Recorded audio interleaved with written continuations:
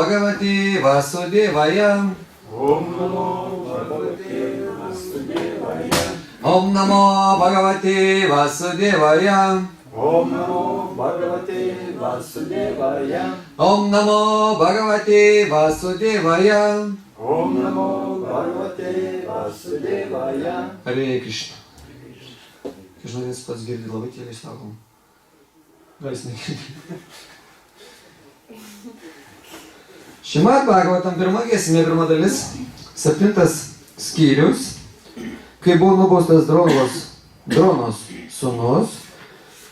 Ir šiandien skaitysime 8 tekstą. Samhitam Bhagavatim Sasamhitam Bhagavatim Kritvanukramya Chatmajam Kritvanukramya Chatmajam Sasamhitam Bhagavatim Kritvanukramya Chatmajam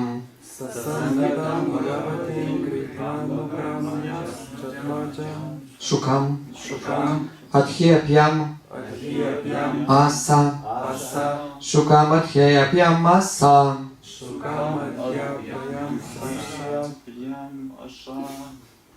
Nivritti Niratam Muni Nivritti Niratam Muni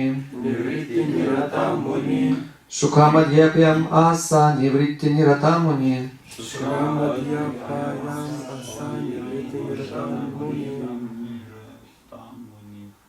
Sasamhitam Bhagavatim Kritvanukramya Chatmajam Shukam Adhyapyam Asa Nivritti Niratam Muni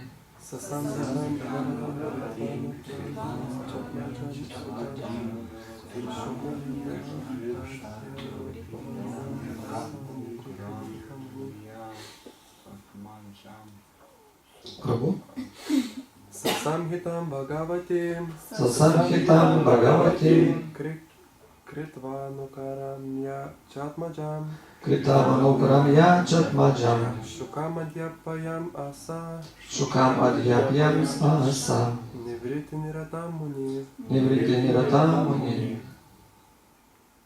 Sasamhitam Bhagavatim Kritvanukramya Chatmajam Shukam Adhyapyam Asa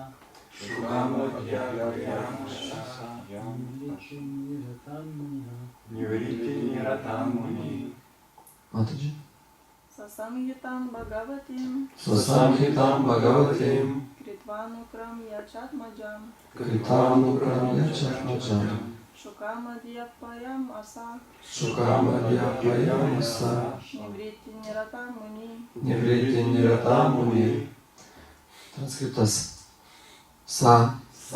Tuos Samhitam Vedų raštus Bhagavatim susijusių su Dievo asmeniu Kritva sudaręs Anukramya pataisęs ir pakartojęs Čia ir Atmadžam savo paties sūnui Šukam Šukadevai Gosvami Adhyapyam Asa išdėstė Nivritti savižinos keliui Niratam atsidėjusiam Muni išminčius. Jo dieviškosios malonės Šrilos Prabhupados vertimas ir komentaras. Parašęs ir peržiūrėjęs Šrimad Bhagavatam, didysis išminčius Vyasadeva išdėstė savo sūnų Šri Šukadevai Gosvamiui, kuris jau žengė savižinos keliu. Parašęs ir peržiūrėjęs Šrimad Bhagavatam, didysis išminčius Vyasadeva išdėstė savo sūnų Šri Šukadevai Gosvamiui, kuris jau žengė savižinos keliu. Komentaras. Šrimad Bhagavatam tai autentiškas Brahma sutros komentaras, parašytas to paties autoriaus. Brahma sutra, kitaip vadinama Vedanta sutra, skirta tiems, kurie jau stojo į savižinos kelią. Šimad Bhagavatam tai toks kūrinys, kurio besiklausydamas žmogus nejučiamis dvasiškai tobulėja. Nors šiaip jau Šimad Bhagavatam skirta Paramahansoms, tai reiškia tiems, kurie visas savo jėgas atiduoda savižinai, ji užgauna ir jautriausias pasauliečio sielos stygas. Pasauliečiai gyvena jutiminiais malonumais, bet net ir jiems šis vedų kūrinys padės išsigydyti nuo materialių negandų. Šukadeva Gosvamis nuo pat savo gimimo buvo išsivadavusi siela. Šrimad Bhagavatam jis išgirdo iš savo tėvo lūpų. Pasauliečiai mokslininkai ginčijasi dėl Šrimad Bhagavatam sukūrimo datos, tačiau iš paties Bhagavatam teksto akivaizdu, kad ji parašyta prieš karalių Parikšitui pasitraukiant iš šio pasaulio, bet jau po to, kai iš jo pasitraukė viešpats Krišna. Valdydamas pasaulį, Bharata Varšos karalius Maharaža Parikšitas nubaudė per sertifikuotą kalį. Astrologiniais skaičiavimais ir apreikštųjų šventraščių liudimais kalio amžius prasidėjo prieš 5000 metų. Vadinasi, Šrimad Bhagavatam parašyta mažų mažiausiai prieš 5000 metų. Mahabharata buvo parašyta prieš Šrimad Bhagavatam, o Puranos prieš Mahabharatą. Taip pat galima apytiksliai nustatyti vedų raštų sukūrimo laiką. Šrimad Bhagavatam santrauka pasirodė prieš tai, kai Narodos nurodymu buvo parašytas visas jos tekstas. Šrimad Bhagavatam mokslinis veikalas skirtas žmonėms pasirinkusiems nevriti margos kelią. Pravriti margos kelią Narada pasmerkė. Jį linkusios pasirinkti visos sąlygotos sielos. Šrimad Bhagavatam uždavinys išgydyti žmogų nuo materializmo ligos ir padaryti galą materialios būties kančioms. Sasamhitam Bhagavatim kritavan nukram ja čatmadžam šukam adjapjam asa nevritam niratamoni. Parašęs ir peržiūrėjęs Šrimad Bhagavatam, didysis išminčius Vyasadeva išdėstė savo sūnui Šri Šukadevai Gosvamiui, kuris jau žengė savižinos keliu. Dar kartą, matot, kiek skirta šloko Šrimad Bhagavatam. Praktiškai kiekvienam skyriui, jau skaitom 7 skyrių, visur akcentuojama Šrimad Bhagavatam. Tai kaip raudona Šrimad Bhagavatui viskas, yra čia tekstas, skaitom iš jo ir visur savo, kad Šrimad Bhagavatam reikia skaityti. Šrimad Bhagavatam. Šrimad Bhagavatam. Kodėl tiek akcentų, žiūrėkit, yra. Reiškia,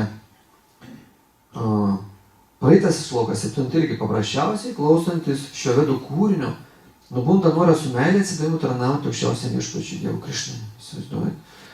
Visur, reiškia,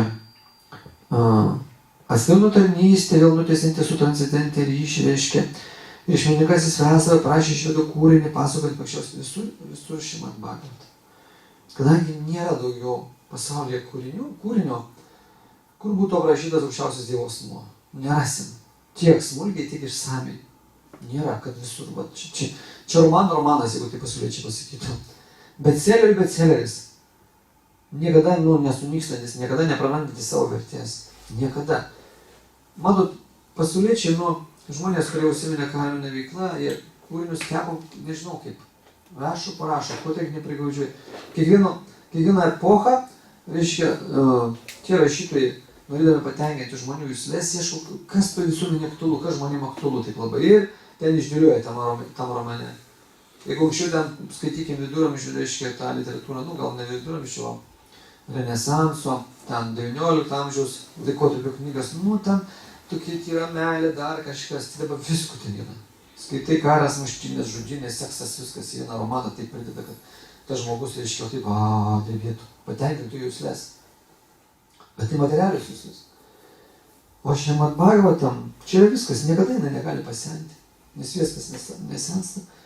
Čia viskas apie jį. Mes turime jį, kaip ir savo rankos, į tokią formą. Tiksliau, jis mums turi laiko, nes pritraukia mūsų dėmesį.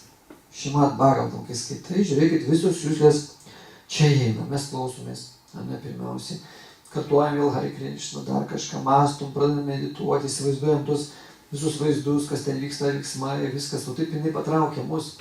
Paskui leidžia prisiminti, apgalvoti po to, ką išgirdom, vėl grįžti, reiškia, traukia, kaip nektaras, kuris nenusibosta. Ir, reiškia, tai čia pasako, iš kur Šrimad Bhagavatam, reiškia, išeina Šrimad Bhagavatam, išeina iš Brahmas sutros, Brahmas. Brahma tai reiškia Brahmo šventraštis, paties visatos kūrėjo. Ir jinai skirta tiems, kurie sako, eina savižinos keliu. Tai ką reiškia savižinos? Aš noriu sužinoti apie save, kas aš toks esu. Užduodu tą filosofinį klausimą, kas aš esu, iš kur atėjau, ką aš turiu čia veikti, kur aš eisiu po mirties. Sako, jeigu žmogus, Bhagavad Gita tai reiškia, jeigu žmogus neužduoda šitos egzistencijos klausimus, jis kvailys. Ir bet koks jo veiksmas niekam tikės. Ką jis bedarytų? Ar statytų, ar gydytų, ar į kalną liptų, ar ten knygas rašytų, filosofų garsus, būtų imperatorių, visiškai jokios reikšmės neturi. Ir žiūrėkit, dar įdomiausiai, ką konstatuoja Prabhupada, Šrimad Bhagavatam tai toks kūrinys, kurio besiklausydamas žmogus nejučiomis dvasiškai tobulėja. Mes galime suprasti, ateinam čia, ką jau čia sužinosi, liepia ateit, eisiu čia, nusileisiu iš 3 aukšto, arba išvažiuosiu iš kilometrų, iš 10, pasiklausysiu, ką jau čia sužinosiu. Mes nejaučiam, kaip veikia, reiškia, po čiut-čiut, reiškia, ta dvasinė energija, kaip mus atlaisina, kaip jinai valo tą materializmą. Ir per laiką atsiranda skonis, patraukia, reiškia, nejučiamis dvasiškai tobulėjam. Mes norim greitai, aišku, patobulėti. Labai greitai, žmonės dažnai nori ateina, tokių fanatizmų užsigrėžia. Viskas, sako, aš vieną tokį sutikau, sako, aš gal peršauksiu visus savo gyvenimus, kai duosiu, reiškia, greitai viską padarysiu, greitai. Sako, aš basas vaikščiai, paskui sušaliu apsimau batus, čia prieš jį pragėsiu, reiškia, po Vilnių, sako, matau, kad žmogus sunku, jis nori, bet jau ten, reiškia, problemas su psichika. Ir viskas, man. Viskas, sako, aš įveiksiu, neįveiksiu, matot, mes vis skaitom. Reikia Šrimad Bhagavatam nagrinėti vadovaujant dvasinę mokytoją. Ačarijus, Prabhupadas, Paramporas visos, ne? Reikia dvasinę mokytoją cituoti pasirodo, ne? Kiekvieną dieną ir dar daugiau parašyta, kad iš tik aukščiausių Dievo asmens Krišnos malonės gali, reiškia, suprasti, tau gali atsiverti viskas. Jeigu bandai pats, vėl pats, mes nieko nenorim atsiduoti. Tai va, dvasiškai tobulėjam. Šiaip matot, kaip pasakyta, Šrimad Bhagavatam skirta paramahamsos. Matot, tiems, kurie visas savo jėgas atiduoda savižinai, reiškia, kurie daugiau nieko nenori, nori tik užtarnauti, aukščiausiam Dievo asmeniui su meilė jam tarnauti. Ir, reiškia, tačiau jį užgauna ir jautres pasauliečių sielos stygas.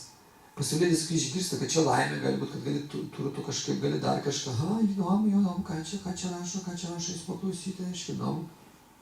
Jį paliečia. Ir atneša pasitenkinimą, mes kalbam apie aukštesnę, sakykime, kokybę džiaugsmo. Ne šiaip, kad kažką ten suvalgyti, bet sako, tau bus skaniau arba geriau, jeigu suvalgysi, irgi suvalgysi, bet prasado. Kas tas prasadas, įdomu, kokia čia nauda, paragausiu. Skonis kitas jau. Paskui sako, tau proto nuraminsi, jeigu kartuosi Hare Krishna, reikia pabandyti tikrai tą proto nuraminti. Va kaip, duoda viską iš esmės, net pasauliečiai. Pasauliečiai gyvena jutiminiais malonumais, matot. Tik jutiminiais, reiškia, va tie tos liustės, kaip gyvenės išlenda, čia kapti, viską jis save maitinasi, įtraukia, jis maitinasi. Bet labai sunku patenkinti tais liustiniais malonumais, ne? Tai va, jis sako, bet net ir jiems šis kūrinys padės išgydyti nuo materialių negandų. Ten traukia kažką, net žmogus žiūri, ko televizorių dieną naktį žiūri, paskui nebemato, ašaruoja, sako, kokį skauda, viskas, matot, negali jis pastovi, tie mūsų jutiminiai organai netobuli. Jie užsiteršia net. Žiūrėk, televizorių pavargsi, galva užpradės akis, pavargsi, nebegalėsi žiūrėti. Tas pats kaip valgyti negali pastoviai. Va, klausytis apie Šrimad Bhagavatam, apie aukščiausią Dievą, nenusibosta niekada. Niekada. Gali klausytis. Makai. Ir čia Prabhupadas sako, kad Šrivaja Gosvamis nuo pat gimimo buvo išsivadavusi sila. Ir jis va Šrimad Bhagavatam išgirdo tiesiog iš savo tėvo lūpų. Tėvas išgirdo iš Nardos. Narda išgirdo, reiškia, iš paties Brahmo. Brahma iš Krišnos, matot, kaip Parampara. Jos neiškreipiamos. Ne vienai tai asmenybė nereikėjo kažko pridėti, ten dar kur nors, kad kažką tai naudos kažkokius. Jos su besąlygiška meilė atidavė mums. Ir čia parašyti, sako, kad, reiškia, nedatos nustatytos, kada, reiškia, atsirado Šrimad Bhagavatam, Mahabharata, reiškia, Puranos. vedų sukūrimo laikas nustatytas. Ir labai Prabhupada išdėsto. Tai aš šiandien noriu šiek tiek apsistoti ties vedomis, nes kaip būtų Šrimad Bhagavatam, tai yra dalis vedų, svarbiausia dalis vedų. Pamenat, kaip, reiškia, Vyasadeva parašė visas vedas, jis buvo nepatenkintas. Viską sudėliojo, reiškia, apie tą materialų kosmosą, apie tą gyvo būtybę, bet tačiau jis neprašė aukščiausio Dievo, reiškia, būties žaidimų. Jis buvo nepatenkintas. Tai va, ką mes suvoktumėm, žmonės šneka vedos, kai aš šiandien paaiškinsiu apie vedas, ką reiškia tos vedos. Pirmiausiai gal, kokie yra žinių gavimo būdai. Mes daugelis žmonių iš vis net nesako žinių, sako informacija. Informacija apie kažką. Tai informacija jau praėjo. Liekamosios vertės praktiškai neturi. Pastovi tos bangos, reiškia, kažkokia žinia eina, keliauja. Bet jinai turi tą aukščiausią žinią, neturi. Tai va. Sakoma, kiekvienas išlavinęs žmogus sugeba atskirti nuomonę nuo žinių, ar ne? Žinia tai jau kažkokia yra žinia. Nuomonė tai aš mano, aš. Žinia tai liečia visus.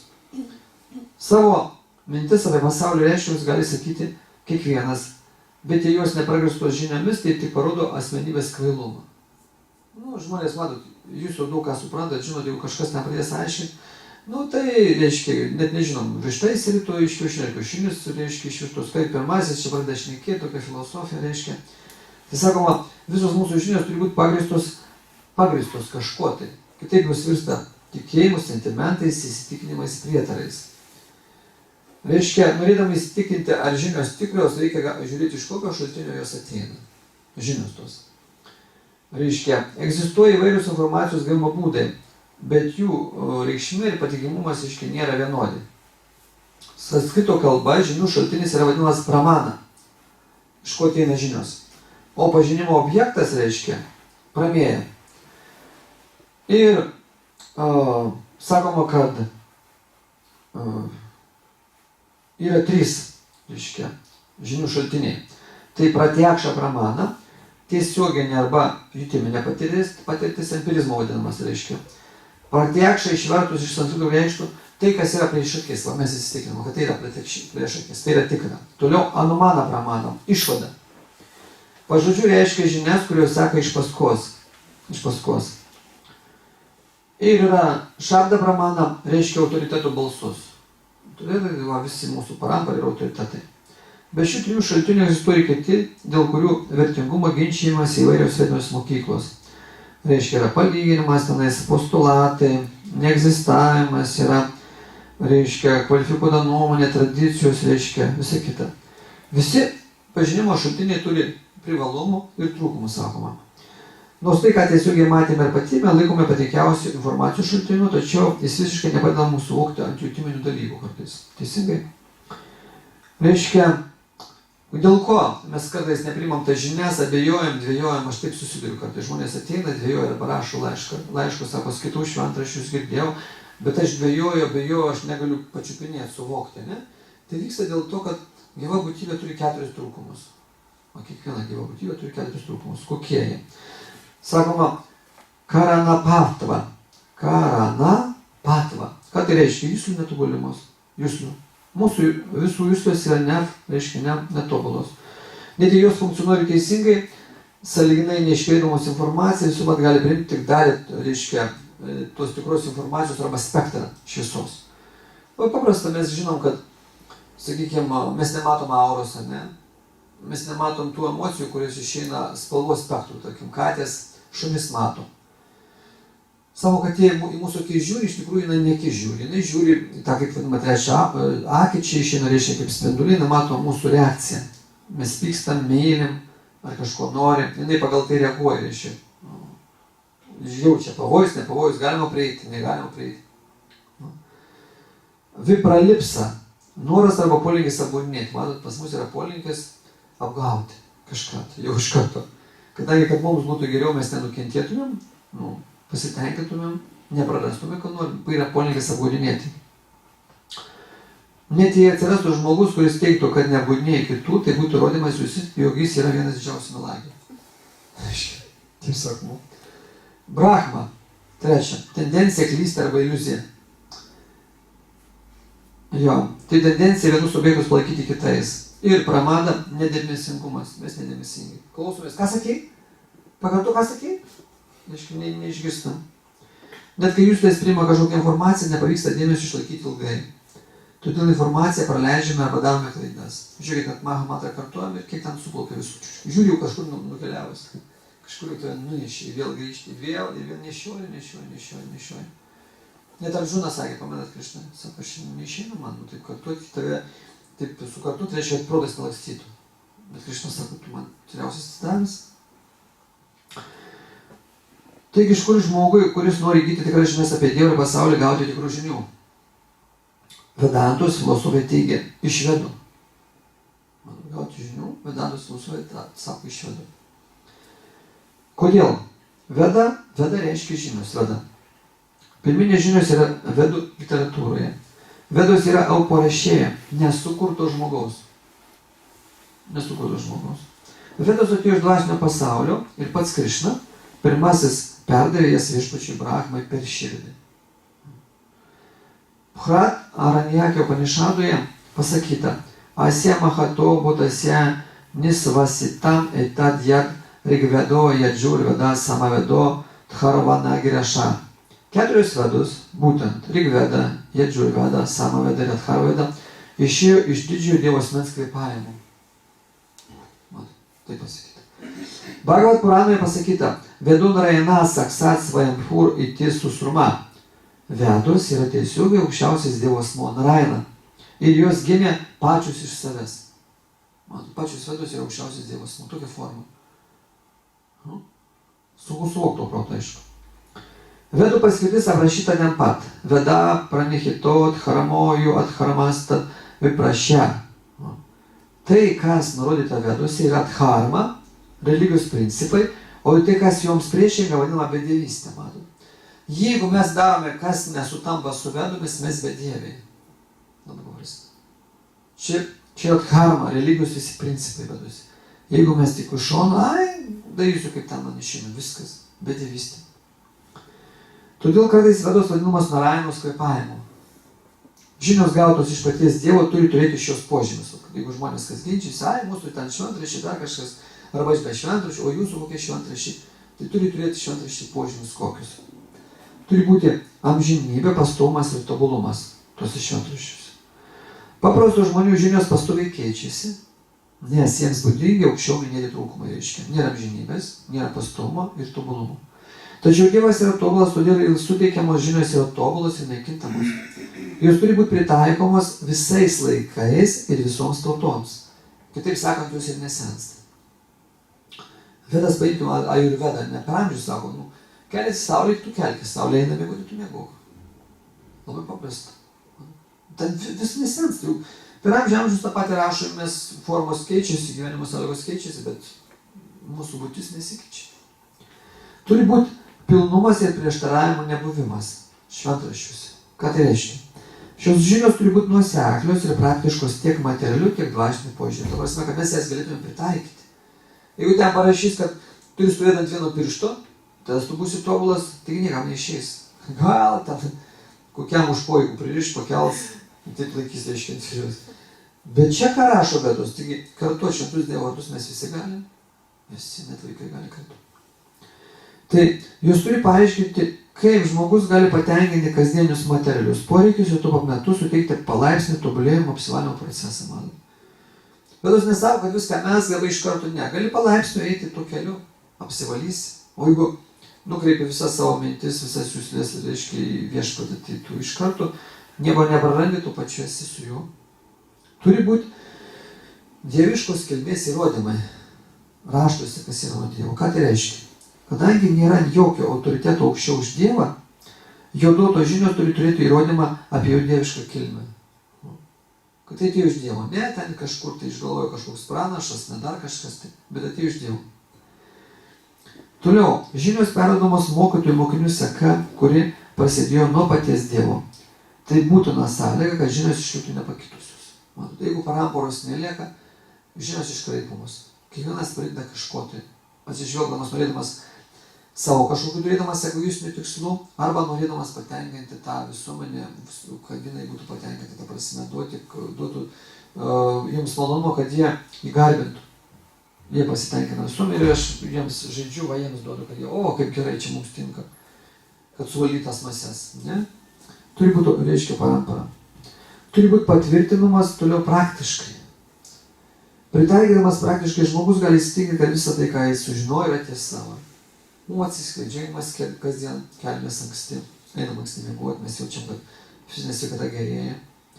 Jeigu mes kartuojam džepą, jaučiam, kad dingsta nerimas, kad ramiau reiškia gyventi, bendrai keičiasi visas gyvenimas. Absoliučiai. Toliau patvirtintos išminčių pasiekusių tobulumą. Tas, žinios, Dievo reiškia kažkokie turi būti žmonės, kurie jau pasiekė tobulumą, kurie realizavo tai, kas buvo parašyta. Visi didieji išminčiai žmonės autoritetai patvirtina vedu ant žmogišką kilmę. Tarp jų Brahma, Narada, Vyasadeva, Madhvacharya, Shankara, Manuja, Šri Chaitanya Mahaprabhu. Šventus asmenybės. Vedinėje literatūroje gausų pasakojimų, kaip vedų žinios paties Dievo buvo perduotos žmonėms. Apie tai kalba Bhagavad Gita, reiškia taip pat Bhagavad Gita, čia straipsniai parašytų, taip pat Šrimad Bhagavata. Vedos lyginama su kalpa vrikša. Kalpa vrikša, tai reiškia troškimo medis, kadangi juose yra visa tai, kas įmanoma pažinti. Vedose aprašyti tiek žmogiški, žemiški žmogaus poreikiai, tiek dvasinė realizacija. Vedos nurodo, kaip žmogui tobulėti pasikeliant iš žemesnės varnos į aukštesnę ir iš vieno ašramo į kitą. Aukščiausias vedų pažinimo tikslas yra Krišna. Veda iš Časaravai Aham Eva Vedya. Iš tikrųjų, reiškia, žiūrėkit, rašo kaip iš vieno ašramo į kitą perėti, ne? Brahmačaris esi, paskui gali šeimą sukurti, grihastą, paskui vanaprastą, paskui sannyasi, paskutinis gyvenimo atsižadėjimo etapas. Ir paskui, jeigu esi, reiškia, tarkim, šudra, ne, vaišė,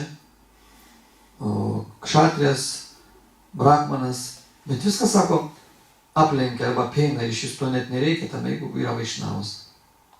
Vaišnavas iš kada atsiduoda viešpačiui, jis nesako, aš ten šeimos kilmės arba man pagal pareigas nepriklauso čia būti ar daryti kažką.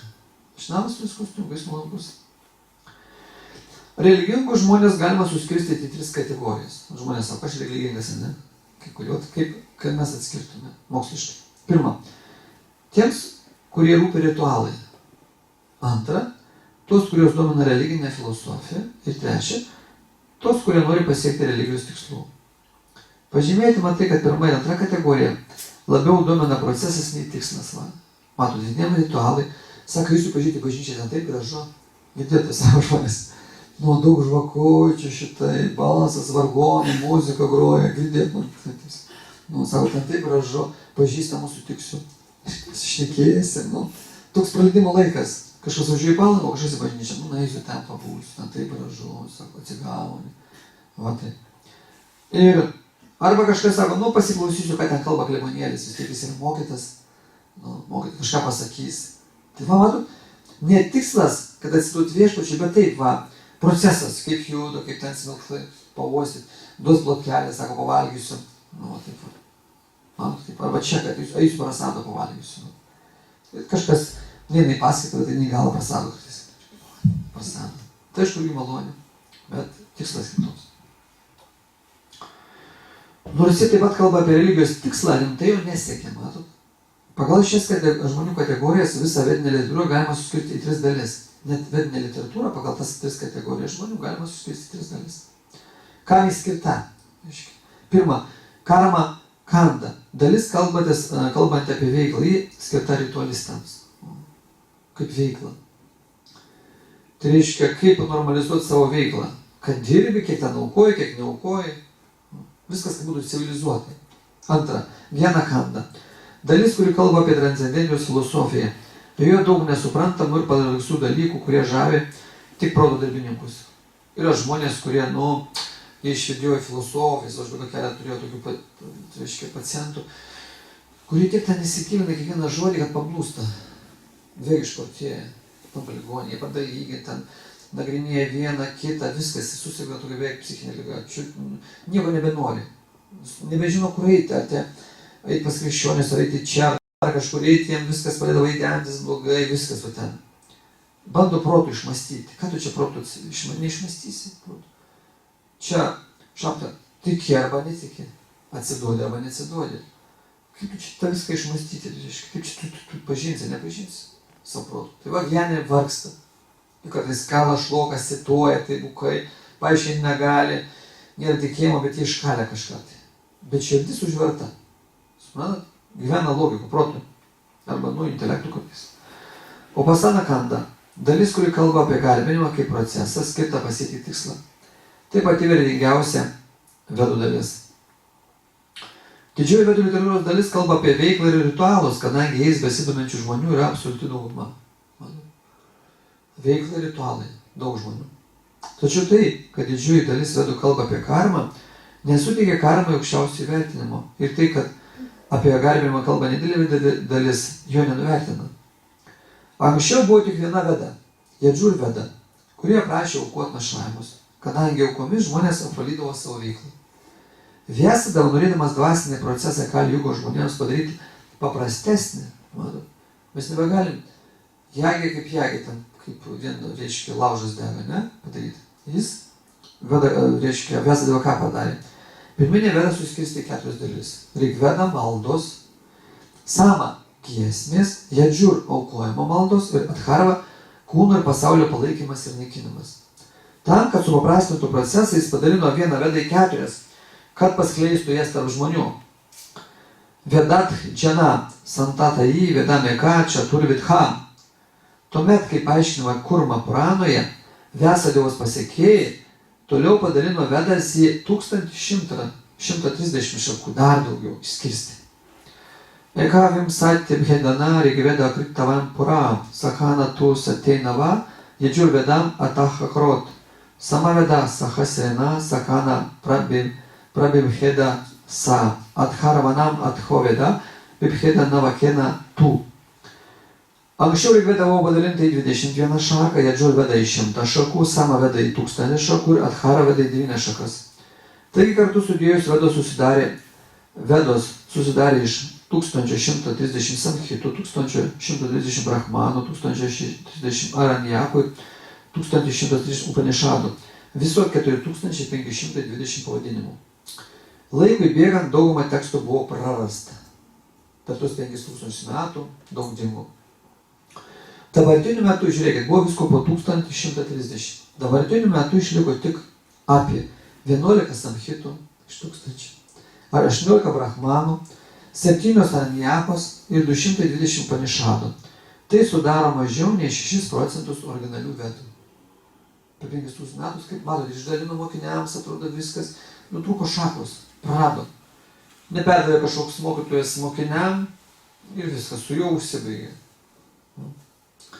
Pirminės vedos buvo paskleistos tarp žmonių ir įsišakojo į daugybę šakų. Tokiu būdu nėra žinojimo srities, kuri nebūtų kilusi iš vedų. 4 vedas Vėsadeva padalino savo mokiniams. Rigveda Paila ryšiui, Sama veda Jeminį ryšiui, Jadžur veda Vaišmapajana ryšiui, Adhara veda Angiramonį, kuris dar žinomas kaip Sumantumonis. Puranos ir senovės istorijos Itihasos, taip pat žinomas kaip 5 veda. Jas Vėsadeva perdavė Ramoharašanai. Taip, kas dar jums būtų įdomu? Dar kažką žiūrėjau. Nes daug mes ko nesuprasim, sudėtinga tikrai.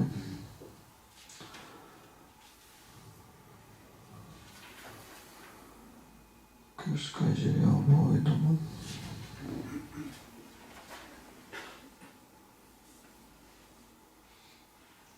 Aha. Gal dar būtų keletą žodžių, būtų įdomu, reiškia. Itihasios. Tai yra senovės istorijos. Iti tai, hasa buvo.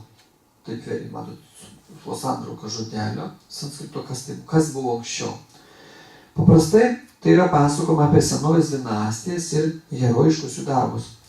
Geriausiai žinomos Itihasas yra Mahabharata ir Ramayana. Vaikai mūsų pasiekė.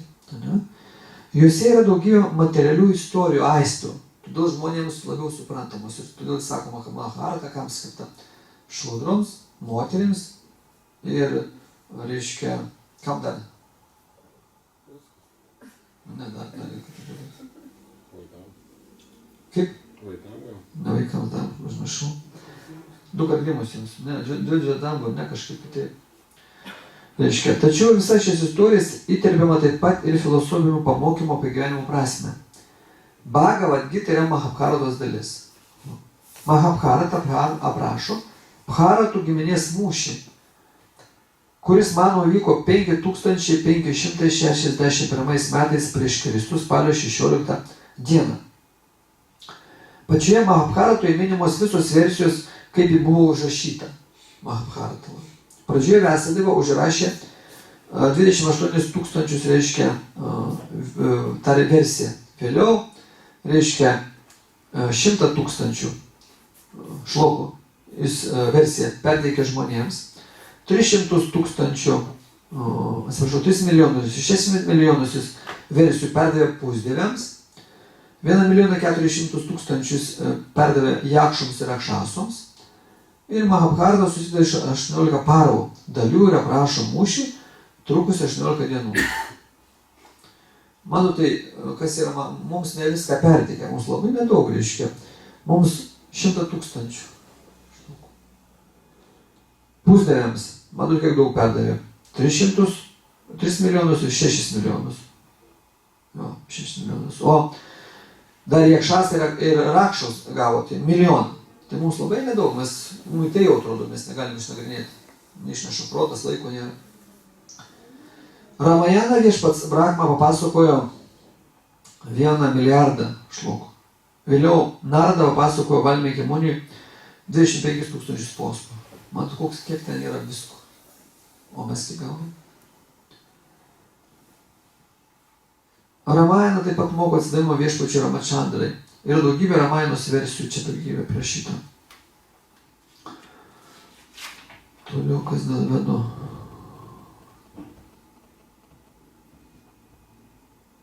Gal tai būtų. Gal turit klausimų? Šiandien biškai apie Vedas, apie literatūrą.